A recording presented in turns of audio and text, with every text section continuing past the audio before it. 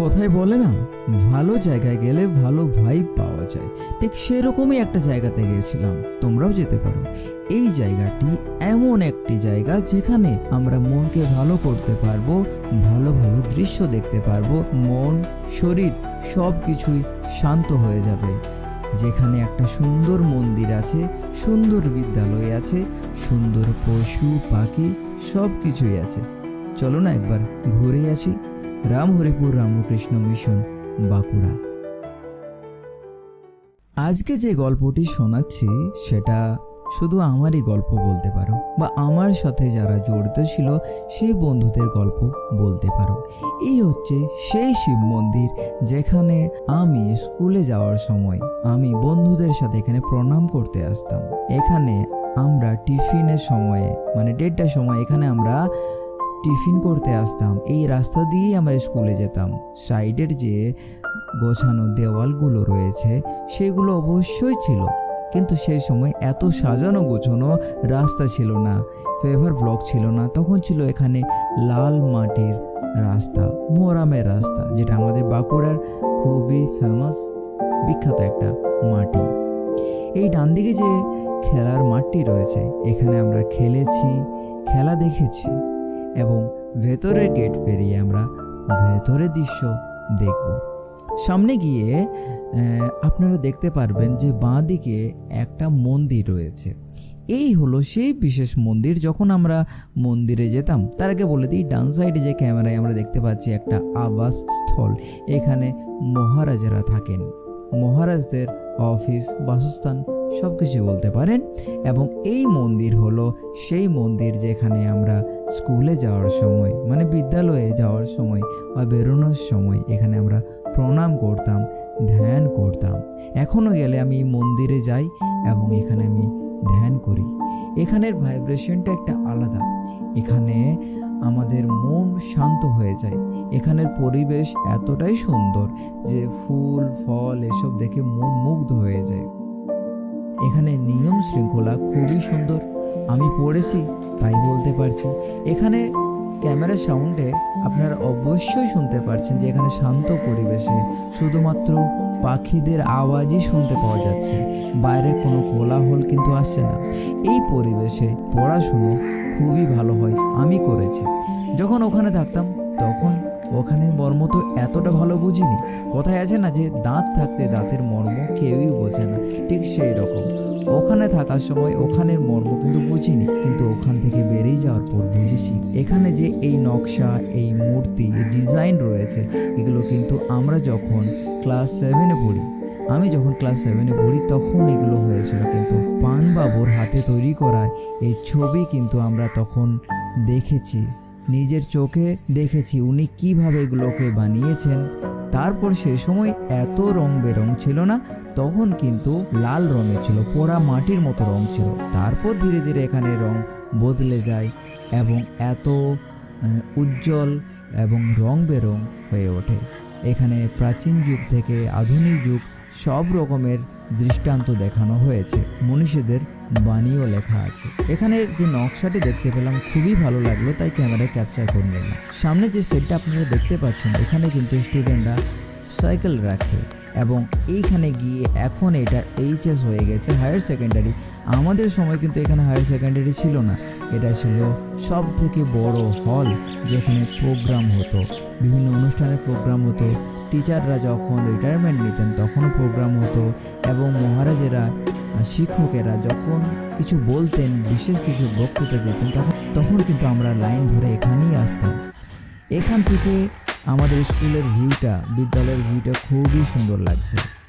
বসন্তকালে এই জায়গাটাকে এত সুন্দর লাগে যে যদি আপনি না যান তাহলে কিন্তু বুঝতেই পারবেন না যে এই জায়গাটা এতটা সুন্দর। সামনের দিকে এগিয়ে যাই, এগিয়ে যেতে যেতে দেখবো আমাদের বিদ্যালয়টিকে।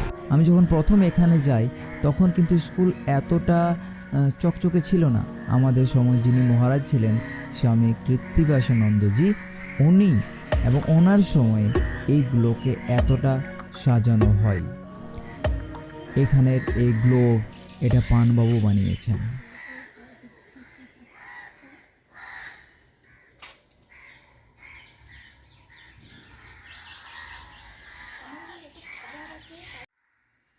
এই জায়গায় আমাদের প্রেয়ার হতো, প্রার্থনা।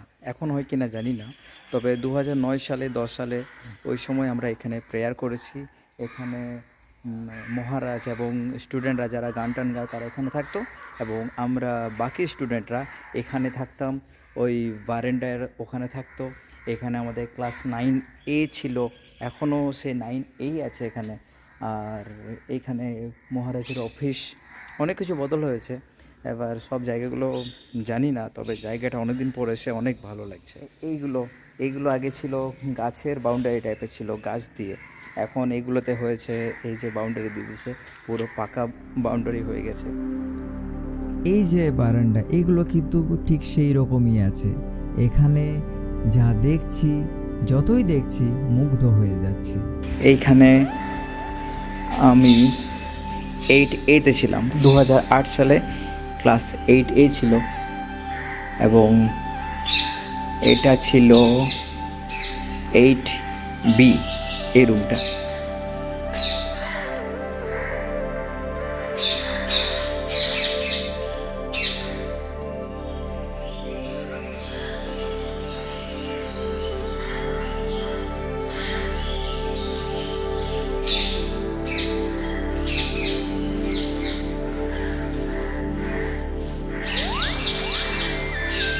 এখানে দেওয়ালে দেওয়া আছে গ্রিক ক্রস, আঙ্ক, কনফুসিয়ান, বাহাই, বিভিন্ন ধরনের ধর্মের লোগোগুলো এখানে দেওয়া আছে। এখানে ছিল আমাদের 7C প্রথমে যখন ক্লাস চালু করি, তারপরে জায়গাটা কমন রুম হয়ে যায় 2010-11 দিকে। তাছাড়া প্রথমে যখন মানে ক্লাস 7 2007 সালে এখানে 7C ছিল। তখন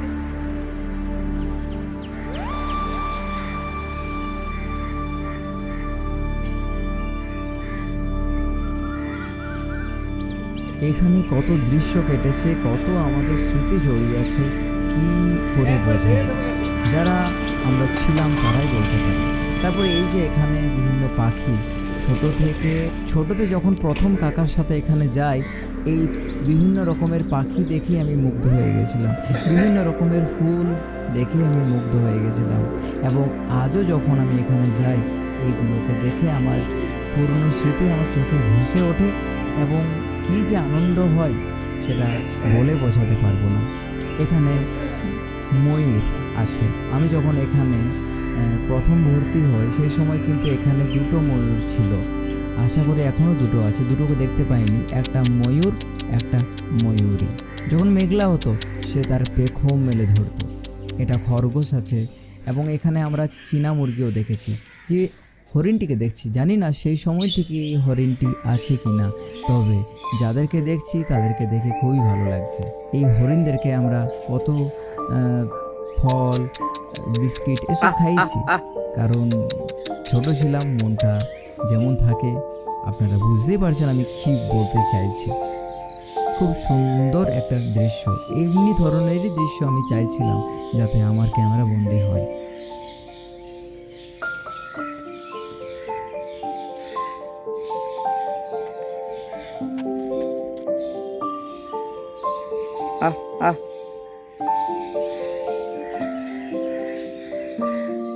এরপরে দেখুন আমার প্রথম school, Ramripur Ramakrishna Mission Vivekananda basic school.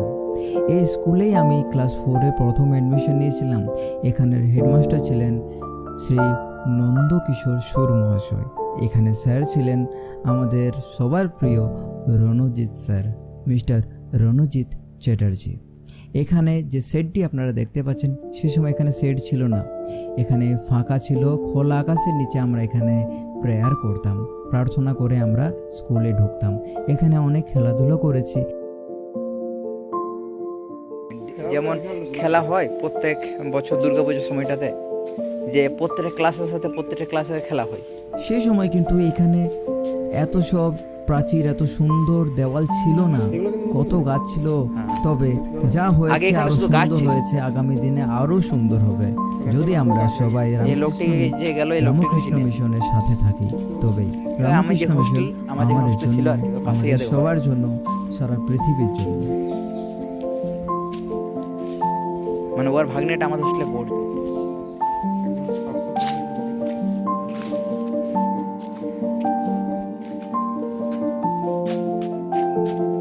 Uttam Kumar Charlie Chaplin না কি লেখা রয়েছে? এই লোগোগুলো কিন্তু দারুণ করেছে বল, মানে মনে রাখার জন্য দারুণ। এই স্টিকম্যান দিয়েছে, স্টিকম্যানকে অ্যাড করেছে, স্টিকম্যান সব এসি লাগিয়েছে এসি লাগিয়েছে। উপর বা নিচটা দেখো না, তাহলে বুঝতে পারবে। চারদিকে এসি লাগিয়েছে। ও না, এগুলো শুধু ল্যাবের জন্য লাগিয়েছে। এগুলো এটা হলো আমাদের স্কুলের সব থেকে বড় গ্রাউন্ড, ফুটবল মাঠ, ক্রিকেট মাঠ যাই বলবেন। এখানেও কিন্তু অনেক স্মৃতি জড়িয়ে আছে, আমরা এখানেও খেলতে আসতাম। মোটামুটি আমাদের সিনিয়র দাদারাও খেলতো, জুনিয়র ভাইয়েরাও খেলতো। এখানে এই মাঠটিতে এলে একটা অন্য রকমের ফিলিংস হয়, একদম ফাঁকার মাঝে আমরা। প্রাইমারি স্কুল, যে বেসিক স্কুলটা বললাম তার উল্টো দিকেই আছে এই শান্তি কুটির। এই যে জলের ট্যাঙ্ক রয়েছে, এই ট্যাঙ্কের নিচেই এই জায়গাতেই আমরা অনেক ক্লাস করেছি। আশা করব যে আপনারা সবাই যারা ভিডিওটিকে দেখছেন তারা সবাই যাবেন। আয় আয় আয় আয় আয় আয় আয় আয়।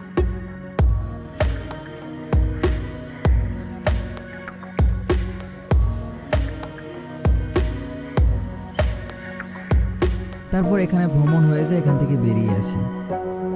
এত কিছু দেখালাম, তারপরেও কিন্তু অনেক কিছু বাকি রয়ে গেছে। যদি বিশ্বাস না হয় তাহলে একবার ঘুরেই আসুন, দেখুন অনেক ভালো লাগবে। একবার গেলে বারবার যেতে ইচ্ছে করবে। হ্যাঁ, এটাই তো রামকৃষ্ণ মিশন।